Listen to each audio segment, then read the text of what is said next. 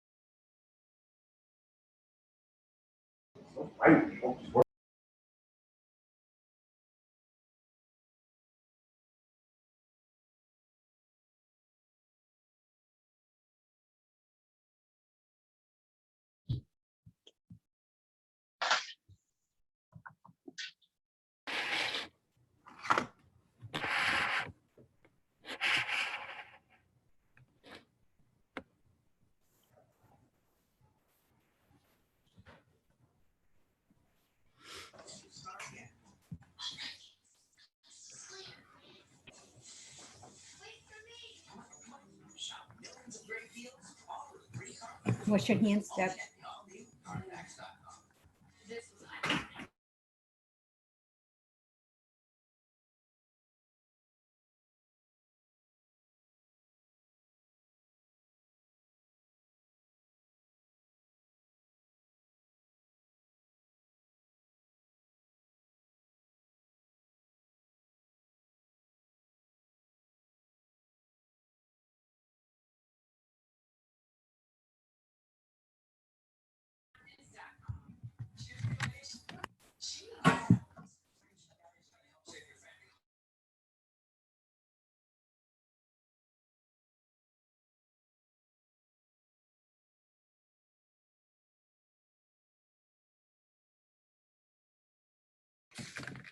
And here he is. Hey, how are you?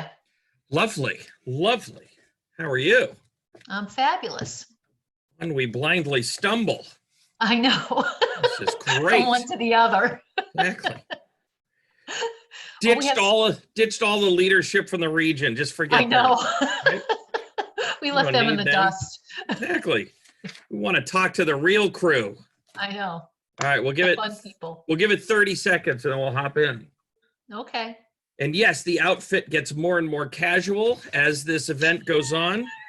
If you dare to come back for when we get to Tactic 12, probably be in a bathrobe, corn cob pipe, you know, something like that. That's my plan anyway. So I want to see your haircut. Well, none yep. as Rolling. always. Yes. Yeah. Here's the thing. I've had my own clippers for 20 years. So, you know, this hairdo Oh, yeah, issue is so. not an issue for Brad Knowles. Done. There we go.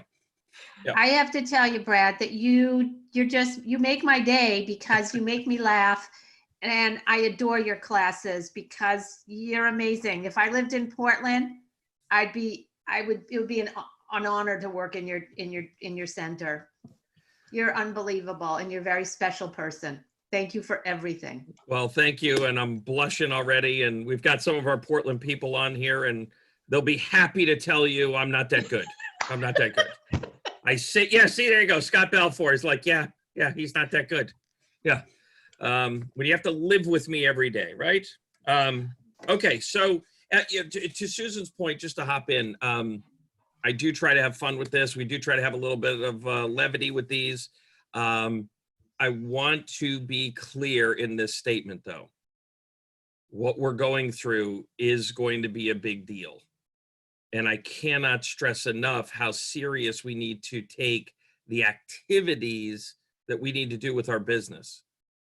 Everything that we talk about today, Susan, I will still bring levity to it. We'll still have fun with it.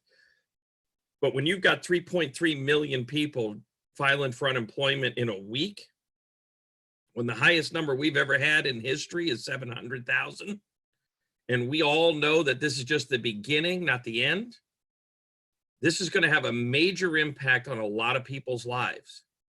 Our job is to show up and support and help them in every way we can.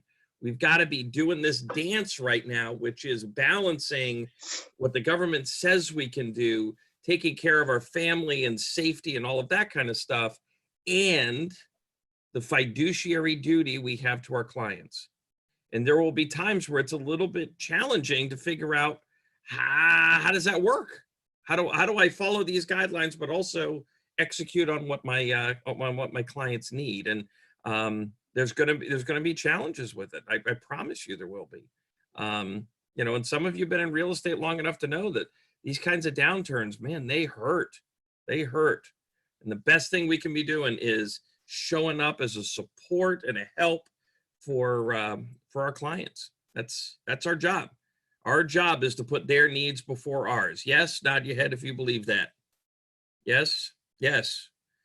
Today you get to show up and do that, right? That's the energy we want to be showing up with. And it doesn't mean we can't bring hope to them. It doesn't mean we can't bring a smile to their face. And it also doesn't mean that it's not serious. So for those of you who are playing along, shift book, woohoo, woohoo. All right, so we're on tactic 5.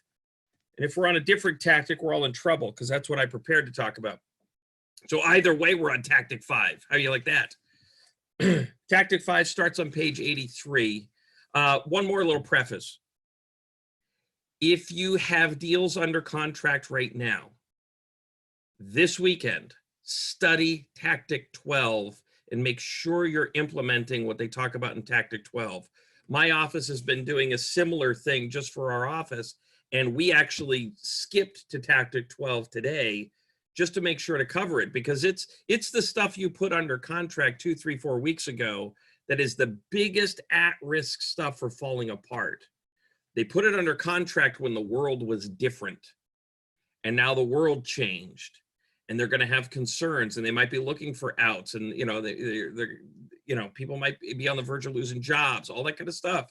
So I would do some self-study on tactic 12, which is all about bulletproofing a transaction. I would do that today or tomorrow, right? Just get that real knowledge under your belt, and then do whatever outreach calls you need to do having to do with that. So tactic 5 is all about getting to the table. It's all about lead conversion. It's all about lead conversion. Most people never run long enough on their first wind to find out they've got a second wind. I love that quote to start us off. And Bruce Hardy, who's out of Spokane, Washington, still a great figure, regional director in the world of Keller Williams for the Northwest. He's got a great quote on page 84, which is, "I suddenly realized that I didn't have a lead generation problem." And many of us might realize this in the weeks to come. I don't have a lead generation problem. I have a lead conversion problem. We had lots of leads, but we weren't turning them into sales. All of us get lazy in aspects of our business when things are good. We spend more than we should, either at home or in our business. True? Nod your head. And you know it because you don't have 47 Dunkin' Donuts cups riding around in the back of your car right now because you've been having to make it at home. Does that make sense? Well, that's freaking $2 a day. And guess what? When we're riding fat on the hog, $2 a day, $3 a day, doesn't matter. But when you're questioning where your income's going to be a month from now, 2 months from now, every dollar matters. And honestly, we should always be living that way. And when things get good, we get sloppy, we get lazy, right? Most of you probably have enough leads, but we're not good at executing and converting them. We've got to get great at converting our leads. We've got to get great at converting our leads. Now, for those of you who are involved on a team, I'm just going to say this once. Most of our agents, most of the faces on here I can see are non-teams. If you run a team or are on a team, you have to make sure that the best person on the team in terms of conversion is dealing with every lead. And many times that's the person that owns the team, but sometimes it's not. Sometimes there are other people on the team that are just better converters. The best conversion person on the team must be the person that leads funnel to be converted now, okay? The other thing, I mean, think about this. In some municipalities right now, I can only show a property if I'm showing it virtually. How good are you at converting somebody to virtual showings only to put houses under contract? Might have a little skill set to work on, yes? Yup. And, you know, my good buddy Scott here from Maine, been in it for a little while. We've always had people buying real estate sight unseen. It's always happened. It may be a larger percentage of our business now. Okay, so if we need to do virtual tours and stuff like that to get something under contract, so be it. So be it. That may be what we have to do. So our goal ultimately, and this is a bit of a shift because of what's going on, and this is not in the book.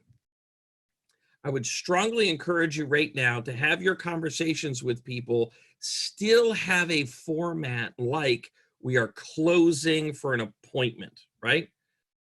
The whole reason we get on a phone call with somebody, sign call in, respond to an email inquiry, whatever it might be, the whole reason we're doing that effectively is to get an appointment.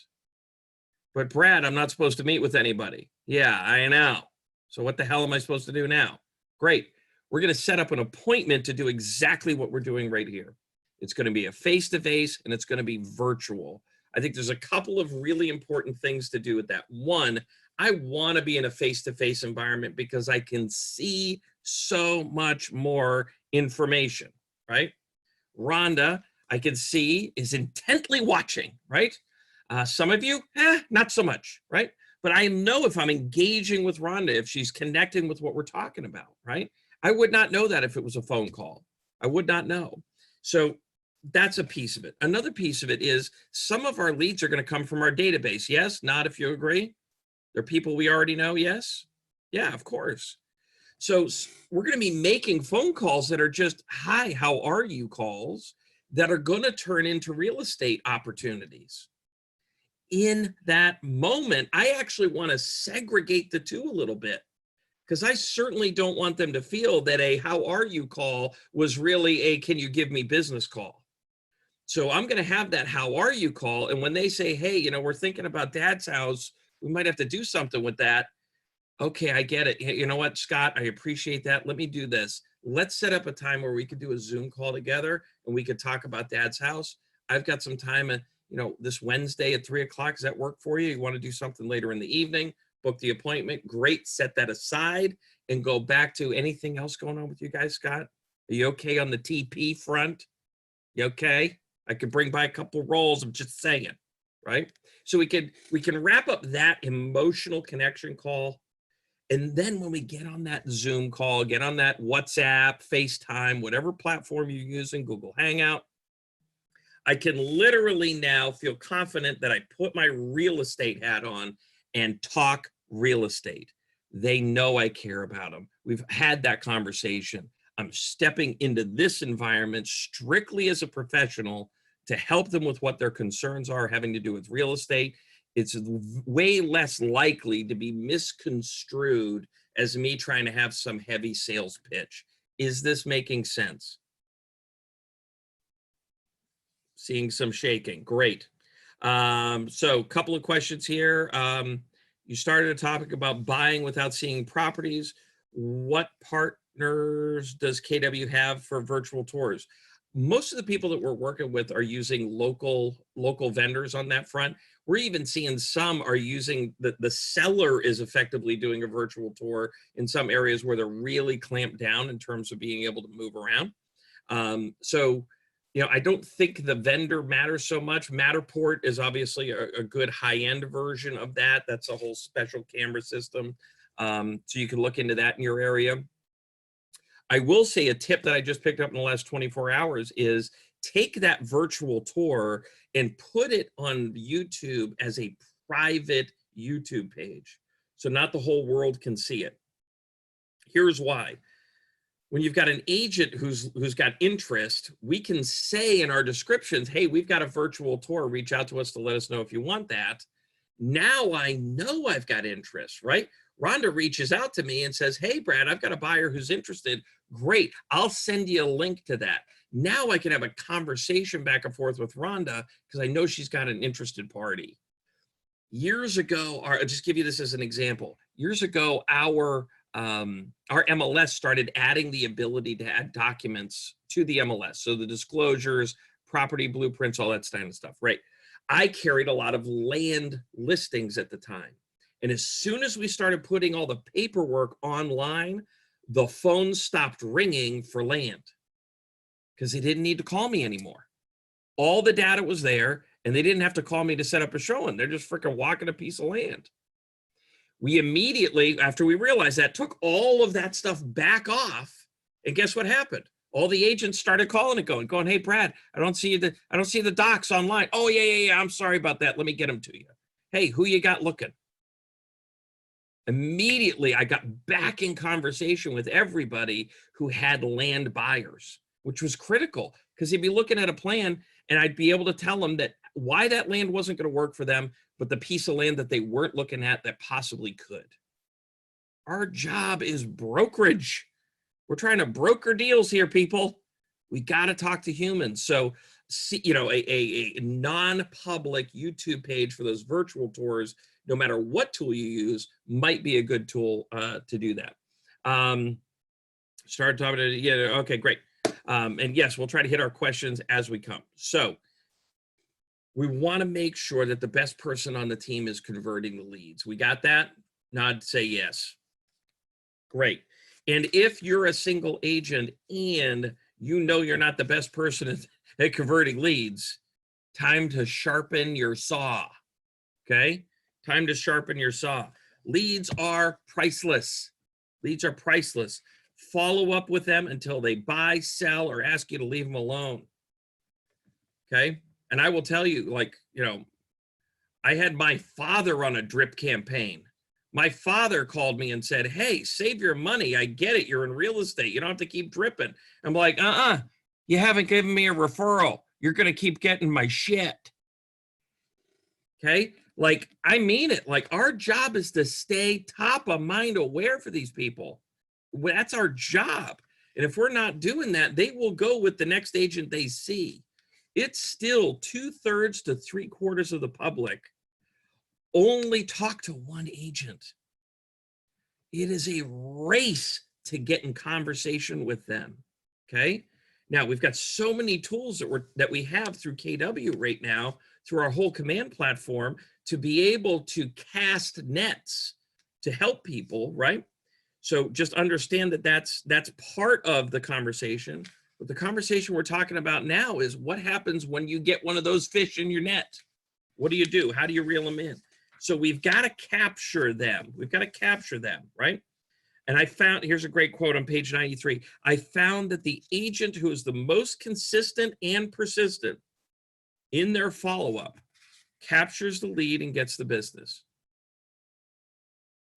The first time I heard somebody say, fortune is in the follow-up, that's when it hit me. I'm like, yup. Here's another way to think about it. 70% of your business will come from the follow-up you do on leads, which means only about 30% of your business is actually going to come from lead comes in, you capture, you convert, you do a virtual appointment, boom, I've got a client. That's only 30% of your business. Now, here's a little math, all right? I expect to see pens All right, expect to see some pens. There we go, Jose. I love it. I love it. I love it. I love it. Okay. Take last year's income. Okay. Take last year's income. Whatever your gross commission income was. Okay. So let's say you made $150,000 in gross commission income. If you don't follow up, what you should have made was 500,000. If you don't follow up and you made 150, that means the 150 was only 30% of the potential. All right. Because we know 70% comes from follow-up. Follow? If I had followed up properly, that same year I would have made 150 grand. Now, we're going to do one more set of math here. Ready? This is going to be painful. Well, don't be so excited. All right, so 150,000. Let's assume that was your last year. Now, let's assume what I would consider the worst. Let's say in the next 12 months, our business gets cut in half. Okay, and I don't think in some markets that's going to be an exaggeration. We do all the right stuff and our business is cut in half. Here's why I can say that with confidence. Because from between 2007 and 2009, I did the same number of units. I sold the same number of units from 2007 to 2009. Did the same number of units the whole time. 2007, pre-bubble burst, pre-financial crash, pre-Great Recession. 2009, well in the mix of it. Woohoo! Same exact units. Price point was cut almost in half. I went from 160,000 average sale price to 89 grand. Cranking the units, but my GCI was greatly affected. Okay. So now take your 150,000, divide it by 2. That's 75 grand. Okay. Now, but if that had only been the 30%, imagine what our lift could be. Imagine what our lift could be if we did the other 70%. There's another 107,000 in gross commission income ready to be grabbed if my 150 turns into 75. In other words, I could still earn more next year just by getting better at follow-up. You have to become a follow-up machine. And what I'm going to tell you is this. We have to do it in a way that really, genuinely, at the heart of it all, puts the client first. If you walk into a meeting today, tomorrow, next month, 6 months from now, and you have what we affectionately call commission breath, you're done. Your heart has to be in the right place. It has to be about serving people, but your activity is going to have to be so much more to get those leads, convert those leads, and master following up with those leads. Thoughts, questions? We'll pause here for a second. My seller's moving from California as soon as we close on April 6th. If the borders close, what should we do? I don't know as if we're going to see borders close from state to state. I think it's an interesting mental exercise to go through. I wouldn't spend a bunch of time right now on the what ifs because we could exhaust ourselves in the what ifs. I did a video a couple of days ago and I'll just share it with you quickly. I think there's 3 filters that we can put stuff through. How many? Thank you.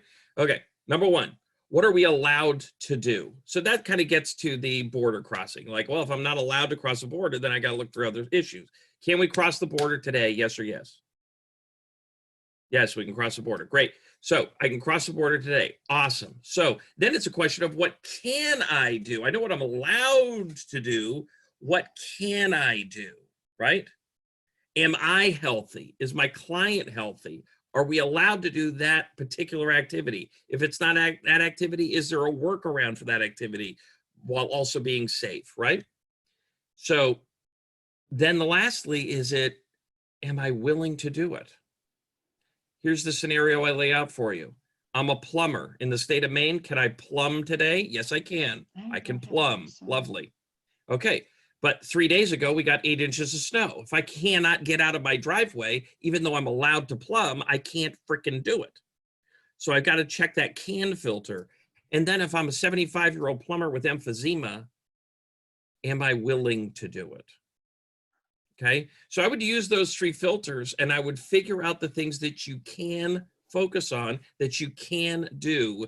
And I wouldn't be too worried right now about the what ifs, what ifs. When those things happen, we will deal with them at that time. I promise you, we'll deal with it at that time, right? 70% loss is disheartening and a bit of a wake-up call. Yes, I know. I say it with a smile, but it still hurts, doesn't it? Yep. That sucks. Okay. Couple more things here, and then we'll open up for a few questions. First off, on page 95, you've got 6 basic connecting questions. We should be connecting from the heart with people right now, right? Who are they? What do they need? What do they want? Where do they need? Where do they want? Why do they need? Why do they want? When, right? These are the who, what, when, where, hows, and whys, and all that kind of stuff. There's a great old real estate trainer called Floyd Wickman. Some of you might be familiar with him. If you're not, Google some or YouTube some old Floyd Wickman stuff. Very funny guy. He called all of those questions whoopin questions, because if you put your mouth in the shape of whoo, whoo, you're automatically going to start asking the right kind of question.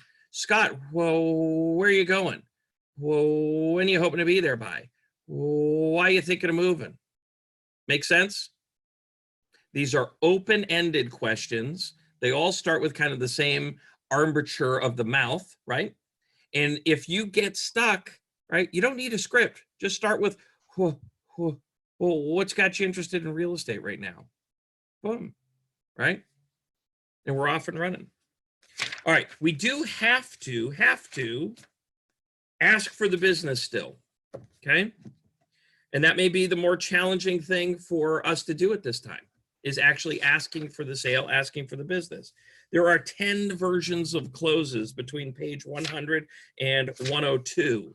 I will give you some examples of that in terms of what I like, what I tend to use.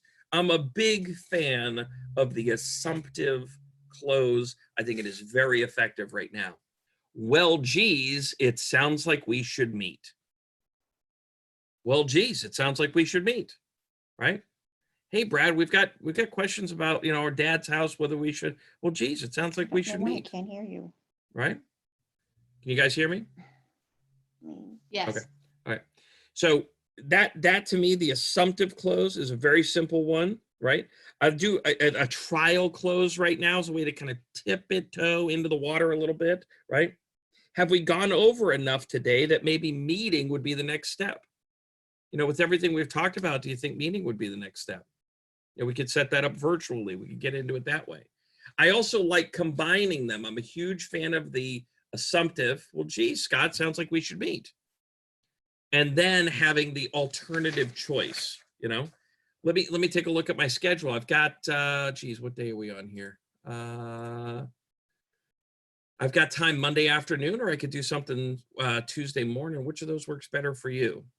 When I give people 2 choices, they're more likely to pick one than say no. Does that make sense? Simple technique. Simple technique. I also want you to notice, and this is a tip I give all my coaching clients, and I do think it's an impactful one. If I'm having a phone call with somebody and it's a real check-in, nurture kind of phone call, right? And then it makes sense for us to set up a time to meet. If you could see right now, you would see I have a big monitor above me here. And what is on that monitor at all times is my calendar. What's next? What's next? What availability do I have? What's next? Like, that's what's up there all the time. I'm never looking for my calendar. I always know what time I have available. Does that make sense? And yet it will always sound like this. Well, geez, Lauren, it kind of sounds like we should meet. Let me, hold on a second. Let me get my calendar. Okay. Yeah, I got some time Monday at 2, or do you want to do something maybe Tuesday morning early? I listen to agents lose the conversation, lose the conversion, lose the appointment moment all the time because they've taken a very natural conversation and then suddenly got super script sounding when they go to close for an appointment. And here's what I have found, that when we do that, what ends up happening is we still get the appointment, but the feeling that the person is left with is, wait a minute, was that person calling to actually check on me, or were they actually calling just to set an appointment and list my house? And that doesn't feel good. It feels dirty, right? Let's make sure they understand, make sure we're conveying to them, no, genuinely, I actually care about you. And if we happen to have a conversation that gets us to, we should be talking real estate, let's not get too robotic and too scripty in our booking of the appointment, okay? We do need to ask for it. We will have to ask for people to work with us. We'll have to ask for them to sign a contract. We'll have to ask for them to sign a buyer agency agreement, right? But in those moments, especially where we are right now, let's be sensitive to where they're at. Does that make sense? All right, got a couple of questions here we're going to hit and then let you go. I have the shift book in PDF form. The page numbers don't match what you are referring. Would you be so kind as to state the topic so I can follow along? Oh, there you go. Again, if you get to the whole thing that we've been reviewing at this time is tactic 5, get to the table, lead conversion. The whole section's only about 15 pages long. I would encourage you to review that. Any other questions? Now's your time. My husband just joined me in the business this year. What is the best activity for him to be doing right now? He just joined you in the business. I'm assuming he is on the sales side. If he is on the sales side, he should be calling everybody he knows and checking in on them. And by everybody, I mean everybody. Like all of them. How many friends you got on Facebook? 1,722. Great. Call 1,722 people. Right? We need to call everybody. Right? I've gotten a few check-in calls over the last couple of weeks. They feel good. It feels good to have somebody you know call you and go, hey, I was just thinking about you. How are you doing? How are you holding up? You know, is there anything I can do for you? And you know what? When we do that in our culture, inevitably, call you later, nice. Inevitably, we end up having it go the other way. And how are you? What's going on with you? Right? That's a great time to share maybe what's going on in real estate. You know, it's this weird dynamic right now, Bill. You know, on one side, we've got some deals that are falling apart, but on the other side, you know, our office is going to close 90 transactions in the next 5 days. Both are true. You know, so if you know of anybody, Bill, that's struggling or has some questions on the real estate side, you know, I'm happy to help them. You know, it's a really, really tough time right now to be navigating those waters on your own. So definitely here is a resource for anybody. Last chance, going once, going twice. If today was productive and helpful, give me a little woo. Oh, I like it. All right. So we're back at it on Monday. We're going to be going over tactic 6. Tactic 6, just as a teaser, catch people in your web. Catch them in your web. We're going to be talking about our online presence, how we can market and attract people to our business. We're always going to be prospecting based, marketing enhanced. This is going to be a bit of our conversation on the marketing side. And of course, we have so many technology tools that we can be using right now to take advantage of that. So have a safe weekend. Have a productive weekend. Take care, everybody. We'll talk to you soon. Bye-bye. Thank you. Thank you.